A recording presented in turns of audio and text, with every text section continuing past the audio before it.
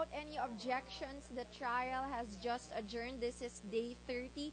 Today we saw the witnesses of the defense, the city assessors of Taguig and Quezon City, testify on the fair market value and the assessed value of the different properties of Chief Justice Renato Corona and his wife Cristina. Basically, what the defense wanted to do was to establish the basis of the figures that the Chief Justice used in his declaration of his statement of assets, liabilities, and net worth. The defense says these figures were actually based on the numbers that are determined by the City Council in the ordinances, the fair market value, as well as the assessed value. So they are pointing out that the Chief Justice did not invent these numbers and actually has legal basis. But as Senate President Juan Ponce Enrile pointed out, what is important is the acquisition cost in the SALN.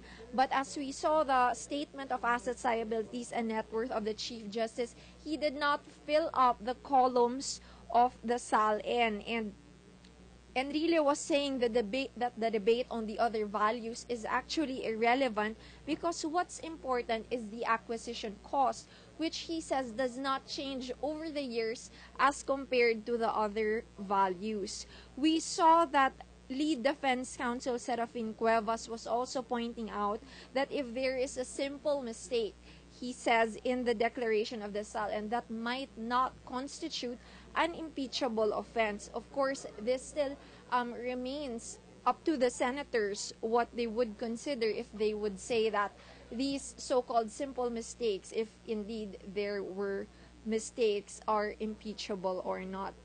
Also, Senator Francis Chis Escudero asked for clarification, particularly in the form of a legal memorandum on the issue of ownership, as we saw in past days.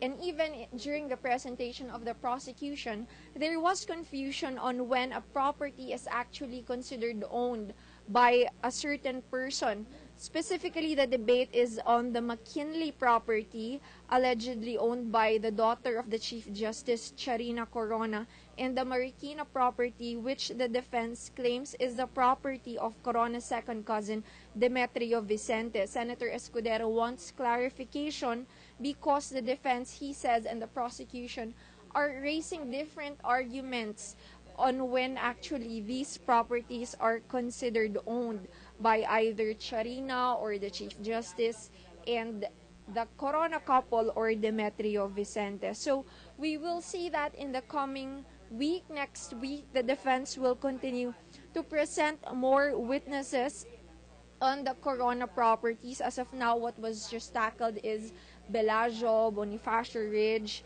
La Vista, Burgundy, Ayala Heights properties, and they would likely present evidence on the other properties of the Chief Justice. So we will see if their witnesses and their evidence stand, if what questions the senators will be asking, as well as the prosecutors in their cross-examination. Thank you for joining us. This is day 30 of the Corona trial. Join us again for week 9 of the impeachment trial next Monday. I'm Ai Macaraig. This is the live stream of Rappler.com.